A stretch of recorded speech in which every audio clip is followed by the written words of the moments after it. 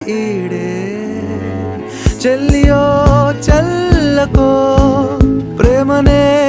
అందుకో నూటికో కోటికో వరుడు నేనులే నిన్నటి జన్మలో పుణ్యమే అందుకో